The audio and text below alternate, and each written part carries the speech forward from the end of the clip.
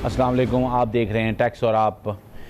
आज का हमारा मौजू है टैक्स रिटर्न 2020 और पहले हम देखेंगे पैकेज जो हमारे रिपोर्टर ने अशरफ बुज़दार ने डीजी खान से तैयार किया है।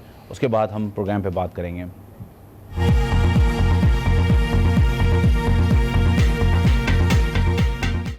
इंडस्ट्रियल स्टेट, ना बड़ी बड़ी फैक्ट्रियां, ना ही कोई सहूलियात और हुकूमती इक़दामात सिफर। लेकिन फिर भी डेरा गाजी खान के ताजिर हैं टैक्स गुजार। हम ही टैक्स देंगे तो हुकूमत चलेगी और जितना टैक्स देंगे जानदारी के साथ उतना मुल्क तरक्की करेगा। अपने ताजिर बिरादरी से अपील करता हूँ कि वो हुकूमत को टैक्स जमा कराएं।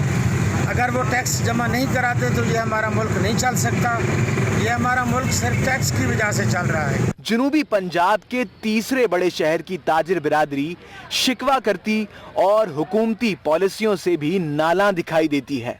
गवर्नमेंट की टैक्स पॉलिसी जो है इस पे नज़रसानी की ज़रूरत है। इतना टैक्स देने के बावजूद भी लोगों को तरफ जो इदारे का रवैया है वो चोर कहने का रवैया है। डेरा गाजी खान की ताजर बरादरी डायरेक्ट और इनडायरेक्ट टैक्सों की मद में बहुत ज़्यादा टैक्स देती है, लेकिन उसके बदले में उन्हें कोई सहूलतें नहीं है। ताजिरों का कहना है कि अगर हुकूमत पॉलिसी साजी में इनकी शमूलियत को यकीनी बनाने के साथ साथ सहूलियात की फराहमी पर तवज्जो दे तो मुआशी तरक्की में मदद मिल सकती है। ताजिरों का कहना है कि हुकूमत अगर पॉलिसी साजी में ताजिरों की शमूलियत को यकीनी बनाते हुए उन्हें सहूलियात फराहम करे तो मुआशी तरक्की में मदद मिल सकती है। प्रोग्राम टैक्स और आप में अशरफ बुज़दार, आज न्यूज़, डेरा गाजी खान। आपने देखा रिपोर्ट, और अच्छी बात यह है कि जो हमारे लोग हैं अब उनमें आगाही आ गई है। वो बात कर रहे हैं कि टैक्स तो देना चाहिए, लेकिन वो ये बात कर रहे हैं कि हुकूमत हमें उसके रिटर्न में क्या देगी। ये एक सवाल है जो कि बुनियादी सवाल है, लेकिन अच्छी बात यह है कि अब लोगों ने बात करनी शुरू कर दी है टैक्स पे, जो कि पहले पाकिस्तान में नहीं होता था। और ये एक मुस्बत तरफ है, क्योंकि टैक्स रिटर्न जो है फ़ाइल करना एक कौमी फरीज़ा है। और टैक्स निज़ाम क्यों पाकिस्तान में सुस्त है, ये तो हम अपने प्रोग्राम में बात कर चुके हैं कि पॉलिसी का भी इशू है, डिक्लेरेशन का भी इशू है, FBR के रिफॉर्म्स का भी इशू है, और हुकूमत के जो कहते हैं विल का भी इशू है कि वो पूरी तरह इसको फोकस नहीं होती। लेकिन अब देखना ये है कि जो हुकूमत वक्त है और आने वाली हुकूमतें टैक्स निज़ाम, बिकॉज अब इसके बगैर गुजारा नहीं है। अब टैक्स जब तक पाकिस्तान का टैक्स सिस्टम बेहतर नहीं होगा, पाकिस्तान की सस्टेनेबिलिटी, पाकिस्तान का सर्वाइवल जो है उस पर क्वेश्चन मार्क होगा। और यही सूरत हाल है जिसमें FBR बहुत सारे रिफॉर्म्स ला रही है। उन्होंने अब ऑनलाइन टैक्स रिटर्न फाइल करना शुरू कर, जो IRIS है उसके ज़रिए डेटा भी करेक्ट हो गया है। अब उन्होंने एक सैलरी वाली सेल्फ जो है वो रिटर्न्स भी लेके आए हैं, और उन्होंने छोटे फाइलर्स के लिए सिंपल रिटर्न्स भी लेके आए हैं। और ये सारे इक़दाम ये नज़र आ रहा है कि मुस्बत तरफ जा रहे हैं। लेकिन सवाल ये है कि जब आपको पता है कि 30 सितंबर लास्ट डेट है, तो 1 जुलाई को क्यों नहीं टैक्स रिटर्न अपलोड होता? 3 महीने की तारीख कानून में है। कौन जिम्मेदार है इसका? ये पिछले कई दिहाइयों से ये मसला है। टैक्स रिटर्न जो है वो लेट आते हैं। जब मैनुअल थे उस वक्त भी लेट आते थे, उस वक्त फॉर्म्स लेट आते थे। जब ऑनलाइन है तो वो लेट आते हैं, और जब वो लेट आ रहे हैं तो फिर लेट फाइल होंगे। इसके ज़िम्मेदार कौन हैं? उनसे सवाल पूछना चाहिए, क्योंकि ये एक बुनियादी मसला है। टैक्स रिटर्न फॉर्म्स जो हैं 1 जुलाई को अपलोड होना चाहिए, और लोगों के पास वो एक अवेलेबल होने चाहिए कि अपना टैक्स रिटर्न फाइल कर सकें। क्योंकि वो लेट आते हैं इसलिए टैक्स रिटर्न फाइलिंग की दरख्वास्त आती है रेट एक्सटेंशन की, और वो बढ़ते बढ़ते नवंबर दिसंबर में चली जाती है। और अब लोगों ने ये एक अपने तौर पे बना लिया है कि जी हमें तो टैक्स रिटर्न जो है दिसंबर तक फाइल करना है, जो कि एक ख़राब आदत है, जो कि एक सही आदत नहीं है। क्योंकि तारीख जो है उस तारीख पे टैक्स रिटर्न फाइल होनी चाहिए, लेकिन वो जिम्मेदारी सिर्फ टैक्स फाइलर की नहीं है, वो जिम्मेदारी FBR की भी है, वो जिम्मेदारी उन लोगों की भी है जो टैक्स फॉर्म लेके आते हैं। और अब अगर वो अगले सालों में ये 1 जुलाई पे नहीं आए तो उनसे सवाल भी पूछना चाहिए और उनके ख़िलाफ़ कार्रवाई भी होनी चाहिए, क्योंकि टैक्स पेयर और टैक्स जो कलेक्टर हैं दोनों जिम्मेदार हैं इस टैक्स निज़ाम की कमज़ोरी का और इस टैक्स निज़ाम के ना आगे बढ़ने की वजह का। मेरे ख़्याल में टैक्स जो सूरत हाल है उसमें अब टैक्स फाइलर को भी कंप्लाइंट होना चाहिए और टैक्स कलेक्टर को भी कंप्लाइंट होना चाहिए, जो उनकी ज़िम्मेदारी है उसकी तरफ। अब हमने अभी ब्रेक पे जाना है। ब्रेक से हम बात करेंगे अपने मेहमानों से जो हमें ब्रेक के बाद ज्वाइन करेंगे और देखेंगे वो क्या बात करते हैं टैक्स रिटर्न 2020 के हवाले से।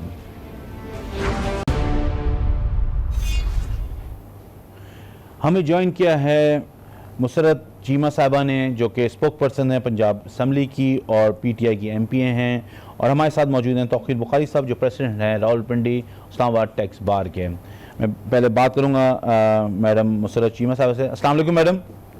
वालेकुम अस्सलाम। बहुत शुक्रिया आपने हमारे लिए वक्त निकाला। बेसिकली हम बात ये कर रहे थे कि टैक्स रिटर्न के हवाले से आपको भी पता होगा कि डेट 30 सितंबर है और 2020 का रिटर्न जो है वो ड्यू हो गया है। तो आपसे सिर्फ ये था कि ये जो 2 साल थे आपकी हुकूमत के, इसमें टैक्स फाइलर्स की जो तादाद है वो इतनी बढ़ नहीं सकी, तो क्या आप एक्सपेक्ट कर रही हैं कि कोविड के बाद ये जो टैक्स रिटर्न फाइलर की जो डेट आ रही है इसमें कोई तादाद बढ़ रही है? कोई आप लोगों की प्लानिंग है, कोई आपको हुकूमत की तरफ से लगता है कोई स्कीम या कोई प्लान ऐसा है? बिस्मिल्लाहिर्रहमानिर्रहीम, बहुत शुक्रिया। सबसे पहले मैं क्लियर करूं कि मैं पंजाब गवर्नमेंट पीटीआई से सिटिंग एमपी हूं, chairperson standing committee on home. ठीक है। इम्पोर्टेंट चीज ये है कि साल में जो टैक्स फाइलर्स है उसमें 50% तक इजाफा हुआ है, ये ऑन रिकॉर्ड है। और इस साल जो है वो फरवरी तक कोई 23 जो है ना वो फाइल हो चुके थे। अब टैक्स रिटर्न फाइलर जो है 50% इसका इंक्रीज एंड देन टैक्स का जो रेवेन्यू है उसमें भी खातिर खा इजाफा तो हुआ है, लेकिन जो हमारे जो टारगेट्स हैं उसके मुताबिक ये आप यूं करेंगे। अच्छा, उसके बाद हुकूमत ने जो कैश लेस ट्रांजैक्शन के जो पेमेंट टैक्स कम किया है, उसके बाद मैडम हम आपसे दोबारा रब्ता करते हैं, हम आपकी आवाज़ डिस्टॉर्ट कर रही है। मैं इन द मीन टाइम मैं तौकीर साहब से बात करूँ। तौकीर साहब, thank you very much sir. आपको मेरी आवाज़ आ रही है? जी जी, आवाज़ आ रही है सर। तौकीर साहब, आप बताएं कि ये जो 30 सितंबर लास्ट डेट होती है और 2 दिन पहले जो है बियान ने टैक्स रिटर्न फॉर्मली अपलोड किया है, तो आप इसको किस तरह देखते हैं और क्यों हुकूमत इतना लेट टैक्स रिटर्न अपलोड करती है? आपको क्या इसके पीछे विजडम नजर आता है? सर, इसके पीछे विजडम तो कुछ नजर नहीं आता, ये सिर्फ नाअहली, इसके अलावा कुछ नहीं है। हर साल जब फाइनेंस एक्ट आता है 1 जुलाई को नाफिज अमल हो जाता है, उसमें जो भी चेंजेस होती हैं वो उस 1 जुलाई से लेके 30 तक होती हैं, और जो रिटर्न फाइल करनी होती है उसमें अभी 365 डेज वो पड़े होते हैं और उसके बाद 1 जुलाई नेक्स्ट ईयर से आगे। सही। इनके पास बजाय इसके कि जब हर साल ये फाइनेंस बिल लेके आते हैं और उसको जब एक्ट बनाते हैं तो एक्ट के साथ ही ये अपनी इनकम टैक्स की रिटर्न दे दिया करे। यानी मैं आपको एग्जांपल के साथ वजाहत करता हूँ कि अभी फाइनेंस जो एक्ट आया है 1 जुलाई 2020 में, इसमें जितनी भी इनकम टैक्स की रिटर्न में चेंजेस हुई हैं वो एप्लीकेबल होगी जो रिटर्न अगले साल सितंबर में फाइल होनी है। बिल्कुल सही है। तो इसमें कौन सी ऐसी रॉकेट साइंस है कि ये इस फाइनेंस एक्ट के साथ अपने इनकम टैक्स की रिटर्न नहीं दे सकते? चले मान लिया कुछ होगी, बाहर ये इशू क्यों नहीं उठाते हैं? बाहर तो सिर्फ सिर्फ डेट अप्लाई करते हैं कि डेट हमें बढ़ा दें, कभी कोई कन्फ्रंट नहीं करता हुआ नजर आया मुझे।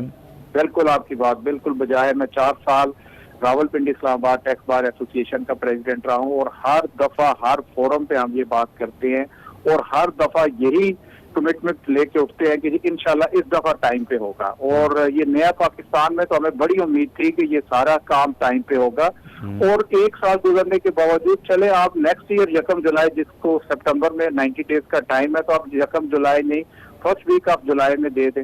सितंबर के आखिरी दिनों में जाके, पिछले साल भी इसी तरह हुआ, इस साल भी इसी तरह हुआ। तो आप क्या समझते हैं इसको कैसे एड्रेस होना चाहिए आपके ख्याल में? क्यों आप 4 साल आप कह रहे हैं, तो आई बिलीव कि 10 साल पुराना मसला तो होगा ही है, मतलब इससे भी पुराना शुरू। ये देखिए, हम तो अपनी रिटर्न ही नहीं आज तक फाइनलाइज कर सके ना। हर साल रिटर्न में ठीक है, जहां तक रेट्स में चेंजेस है वो जो चेंजेस है उस हद तक करें। ये तो पहले दिन से 1979 के ऑर्डिनेंस से लेके 2001 के ऑर्डिनेंस तक हम तो तजर्बाती मोड से ही नहीं निकल रहे। लेकिन आप क्या समझते हैं इसका क्या बुनियाद, किस तरह एड्रेस होना चाहिए? ये इसकी सिर्फ competency right person for right job, जब तक आप नहीं करेंगे ये काम एड्रेस नहीं होगा। हम हर साल यही बातें इनसे करते हैं, हर मीटिंग में यही बात करते हैं। कंप्यूटर पे फॉर्म लोड करने के लिए आपको right person for the right job चाहिए, उसके लिए कोई टाइमली करे ताकि उसका विजन हो। जैसे आपने कहा कि मैंने ये काम टाइम पे करना है। अब इस साल जो रिटर्न आई है इसमें कोई खातर पर कुछ नई चीजें नहीं थी, मात्र कुछ रेट के और कुछ चीजों के। तो इसमें 365 दिन वो, और फिर इस 7 जुलाई से लेके सितंबर के फर्स्ट वीक तक क्या करते रहे, हमारी तो समझ से बाहर है। ठीक है, मैं आपकी तरफ आता हूँ। मैं जरा मैडम मुसरत चीमा साहब से बात कर लूँ। मेरी आवाज़ आ रही है मैडम आपको? जी बिल्कुल। आपकी आवाज़ वक्त डिस्टॉर्ट हो रही थी, इसलिए आपसे हम बात कर रहे थे टैक्स फाइलर जो हैं उनको, उनके जो है 2 साल में क्या पोजीशन है, और आप उस पर अगर अपना व्यू पॉइंट बता दें तो अगर आप दोबारा प्लीज़ हमारे नाजरीन के लिए बता दें। जी श्योर। अच्छा, मैं ये अर्ज कर रही थी कि पिछले 2 साल में जो टैक्स फाइलर तक इजाफा हुआ है जनाब, और इस साल फरवरी तक कोई 23 tax return filer 50% increase, revenue भी। मैं अर्ज करूं कि इंशाल्लाह ताला हम लोग जो रेवेन्यू टारगेट, फाइलर की तादाद और रेवेन्यू में इजाफा गुज़िश्ता सालों के मुकाबले में तो ज्यादा हुआ है, लेकिन इंशाल्लाह इस साल जो है हम इसमें मजीद। तो आप देख रही हैं कि इस साल इजाफा होगा? Of course. अच्छा। और आने वाली भी हमारी प्लानिंग इंशाल्लाह यू विल सी कि उसमें खासर खा इजाफा करेंगे। उसकी वजह यह है कि जब तक हम डायरेक्ट टैक्स नेट वो उसको नई शरह को बढ़ाएंगे, तब तक जो गरीब आवाम पे इनडायरेक्ट टैक्स का बोझ है वो कम। तो ये लिंक करती है, ये बिल्कुल सही बात है आपकी। हम यही अपने प्रोग्राम के साथ प्रोपोगेट करते हैं कि इनडायरेक्ट टैक्स को कम होना चाहिए, डायरेक्ट टैक्स को आप बढ़ाना चाहिए, लेकिन वो नजर नहीं आ रहा। वो जी उसमें देखें जो कुछ चीजें ऐसी होती हैं जो बैकएंड पे वर्किंग हो रही होती है, तो वो जब नजर ऑफ कोर्स आएगा अगले साल से ऑनवर्ड इंशाल्लाह। ये जो साल हमारा ये वाला तो आखिरी तारीख आपको पता है 30 सितंबर की है, तो इंशाल्लाह ताला इसका इस साल का भी डाटा में। लेकिन मैडम एक चीज तो पुरानी एक चीज तो वही हुई है जो पहले हुई थी। परसों जो है ना एफबीआर ने नया रिटर्न अपलोड किया है, 30 सितंबर लास्ट डेट है। मतलब इसके पीछे मुझे कोई साइंस समझ में नहीं आती कि इतना लेट क्यों रिटर्न अपलोड किया जाता है। आपको मेरी आवाज आ रही है?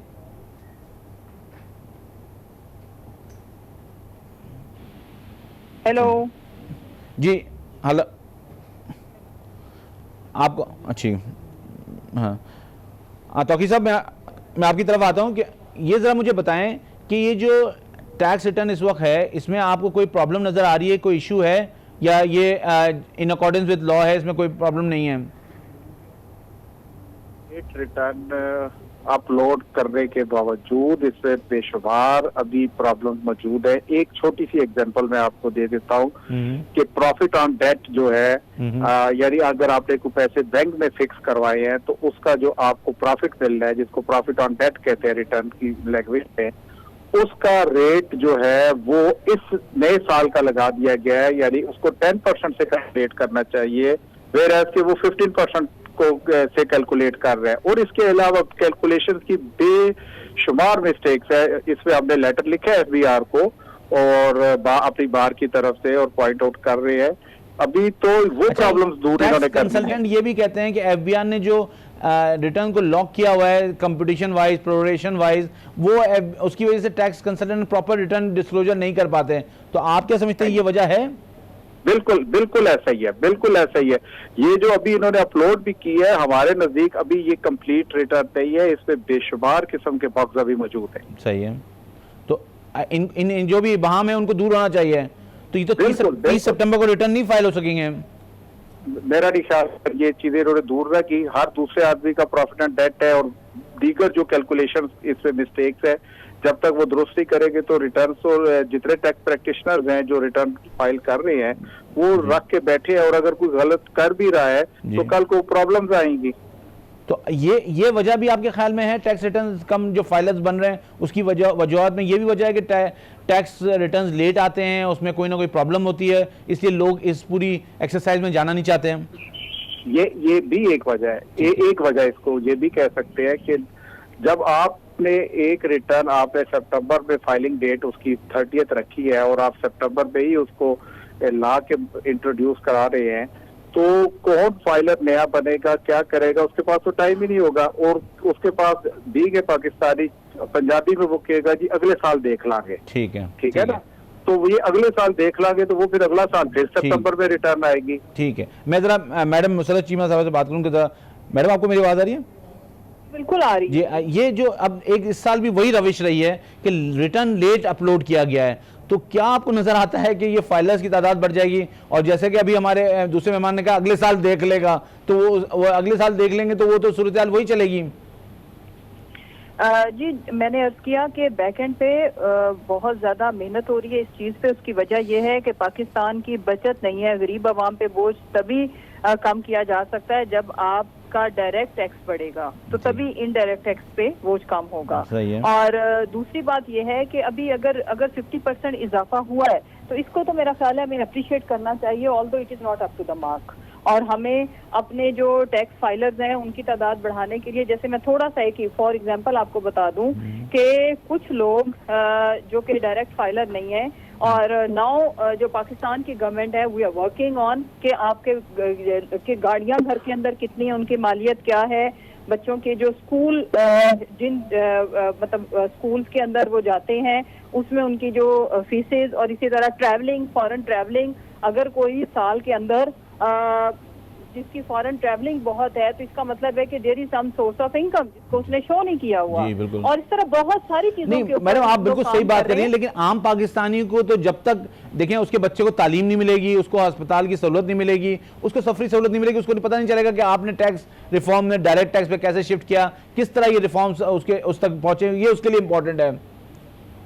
देखिए हम इस सिस्टम को फ्रेंडली, और दूसरी बात जो सबसे इम्पोर्टेंट चीज ये है कि लोगों को ये फील, देखिए हम हमेशा ये बात करते हैं प्राइम मिनिस्टर साहब ने कि जब आवाम को ये फील होता है कि उनका जो टैक्स का पैसा है उन्हीं पे लग रहा है, चोरी नहीं हो रहा, मनी लॉन्ड्रिंग के थ्रू बाहर नहीं जा रहा, तो आपका जो टैक्स फाइलर है वो बढ़ता है। अब ये साल मैं बार बार अर्ज कर रही हूँ, उसकी वजह ये है कि हमारे कुछ जो प्रोजेक्ट थे और जो हमारी जो ड्राइव थी, ड्राइव अगेंस्ट करप्शन, उस पे वी आर स्टिक, आल्दो हमारे ऊपर कितना ज्यादा प्रेशर है पॉलिटिकल। उसके बाद हमने चीजों को ट्रांसपेरेंट रखने की बेइंतहा कोशिश की और हम उस पर मजीद तेजी से काम कर रहे हैं। अवाम अब आहिस्ता आहिस्ता जब इस साल हमारे कुछ मंसूबे नजर भी आएंगे, कुछ अवाम को रिलीफ मिलेगी, तो लोग इंशाल्लाह हम उनका ट्रस्ट बहाल नहीं, लेकिन रविश उसके साथ साथ हमारी जो हमारी बैकअप वर्किंग है टैक्स नेट को डेफिनेटली आपकी कोई बैकअप वर्किंग होगी, लेकिन जो एफबीआई की रविश है वो नजर नहीं आ रही है, उसमें कोई तब्दीली नहीं, वो पुरानी रविश है वो। लाइक 100% तो आप नहीं, 50% उनको मार्जिन हमें देना चाहिए कि 50% इम्प्रूवमेंट आई है, % पे लेके, और जो इम्प्रूवमेंट जितनी आई है ये इसलिए अप टू द मार्क नहीं है कि बिकॉज हमारे टारगेट ये नहीं है। टारगेट हमारी कमिटमेंट है कि हम इसको 100% पे लेके जाएंगे, और अगर 2 सालों में हम इसको 50% इंक्रीज करा है तो अगला ये जो साल है मैं इसमें देखती हूँ कि हम इंशाल्लाह इसको 100 नहीं तो 80-90% तो हर सूरत लेके जाएंगे। चलें आप ये समझिए, लेकिन जो इस वक्त अगर एफबीआई के रिटर्न्स की हम तादाद को सेग्रीगेट करें तो उसमें नील की रिटर्न बहुत ज्यादा लोगों की है जो कि अपने आप को नॉन फाइलर से फाइलर के स्टेटस में, इसकी वजह से नंबर्स बढ़ रहे हैं, ये भी एक स्टैटिस्टिक है। आप इस पर कैसे कमेंट करेंगी? किसी हद तक ये बात ठीक भी है, लेकिन हम उसमें एक और एंड पे वर्किंग कर रहे हैं। वो हमारी चीजें कंप्लीट होके जब सामने आएंगी तो इंशाल्लाह आवाम इससे खुश होगी, और इंशाल्लाह हम लोग अपनी जो बिजनेस कम्युनिटी है उनका भी ट्रस्ट जीतने में कामयाब होंगे। और आई एम प्रॉमिसिंग कि इंशाल्लाह जब आवाम को लगेगा, हमारी बिजनेस कम्युनिटी लगेगा कि उनका पैसा उन्हीं पे लग रहा है, जैसे अब कराची के लिए आपको पता है, लेकिन पता है क्यों आपका फिर तो वहां बैठा है, तो इसी तरह सबसे पहले देखें हम सिर्फ नहीं, लेकिन अभी तो ये तो 111 ध्यान देते थे, 111 अरब जो है ये तो अभी प्रॉमिस है मैडम, ये तो प्रॉमिस है, ये लगेगा तो फिर पता चलेगा। देखें ये वो प्रॉमिस है जिसमें हर सूरत दिन में लग जाना, ये इन जब चीजें शुरू होंगी, इनिशिएट होंगी तो लोगों को नजर आ जाएगा कि वाज दैट प्रॉमिस और ये खाली बातें थी या प्रैक्टिकल कोई चीज है। ठीक है, बहुत शुक्रिया आपका व्यू पॉइंट आ गया। मैं जरा तौकीर बुखारी साहब की तरफ जाऊंगा। तौकीर साहब आप क्या समझते हैं, ये जो अब रिटर्न्स की डेट क्या होनी चाहिए अगर ये आज 2 दिन पहले रिटर्न अपलोड हुआ है तो? देखिए सर, इसमें पहली चीज तो ये है कि जो स्टैट्यूटरी पीरियड है ना 90 डेज का जी, from the date of SRO, जिस दिन ये SRO इशू हुआ है उस डेट से लेके 90 डेज तो by all mean without any extension, कोई भी एक्सटेंशन मांगने की किसी को जरूरत नहीं है। लेकिन चूंकि लॉ है और सरकार है, इसका मतलब आप 15 दिसंबर तो ऑटोमेटिकली चली गई। बिल्कुल बिल्कुल बिल्कुल बिल्कुल बिल्कुल। और एक चीज मैं आपकी इजाजत से इसमें ऐड करूंगा, जैसे अभी मेरी बहन ने टैक्स नेट के हवाले से बात की और कहा कि हम बहुत मेहनत कर रहे हैं और वाकई मेहनत हो रही है। उसकी वजह यह है कि अगर 2010 में हम 8 लाख फाइलर्स पे खड़े थे, तो आज तकरीबन 2.4 मिलियन के करीब हम फाइलर्स पे खड़े हैं, लेकिन हालात वहीं पे ही हैं। मैं आपको थोड़ा सा जो 2.4 मिलियन है, अगर उसको हम देखें डिटेल में, तो 1.13 मिलियन लेकिन पाकिस्तान का इमीडिएट पोटेंशियल जो है ना वो 10 मिलियन टैक्स फाइलर्स हैं। जी जी जी जी जी जी जी जी मैं सर अर्ज करता हूँ कि इसमें 2.4 मिलियन में अभी जो पोजीशन है 1.13 मिलियन तो सैलरीड इंडिविजुअल्स हैं। ठीक है, ये जो मैं डाटा आपको दे रहा हूँ ये SBR का डाटा, मेरा डाटा नहीं है। सही है। अब 2.4 में 1.13 मिलियन सैलरीड हो गए, इसमें ज्यादातर मैक्सिमम जो है वो गवर्नमेंट एम्प्लॉइज हैं। अच्छा, उसके अलावा जो जिनको हम ताजर बरादरी कहते हैं, इंडिविजुअल्स, ठीक है, इंडिविजुअल्स 1.14 है। अब 1.14 मिलियन ताजर बरादरी की कंट्रीब्यूशन है, तो टोटल जो होलसेलर रिटेलर का GDP का शेयर है वो 18.9 यानी 19% आप कह सकते हैं टू GDP, और कंट्रीब्यूशन है 3.8 की। इस बहुत बड़ा गैप है। इसी तरह हम जब ट्रांसपोर्ट वाली साइड पे जाते हैं तो उसकी जो GDP है वो 12.9 है, वेयर नहीं सर, ये गैप तो बिल्कुल देखें हर स्टडी में आया हुआ ये गैप तो बिल्कुल है। और लेकिन इसमें सबसे बड़ा गैप जो है ट्रस्ट डेफिसिट है, जो कि कम ही नहीं हो पा रहा। हुकूमतें चेंज हो रही हैं लेकिन ये कम नहीं हो रहा।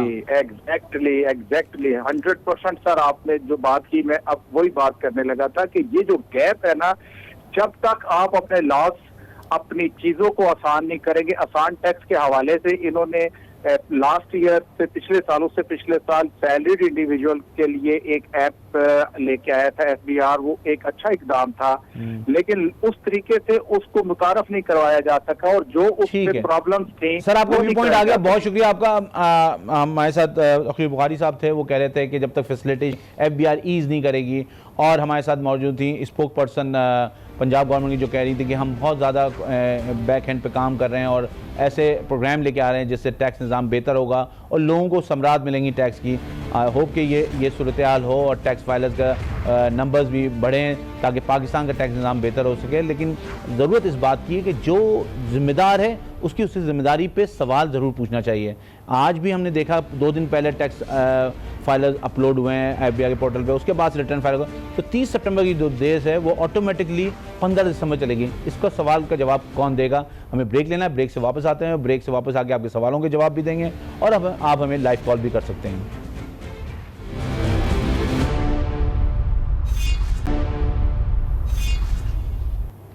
अब हम देंगे आपके सवालों के जवाब। अब हमें लाइव कॉल भी कर सकते हैं, हमारा नंबर आपकी स्क्रीन पे चल रहा है। आइए देखते हैं आज का पहला सवाल क्या है।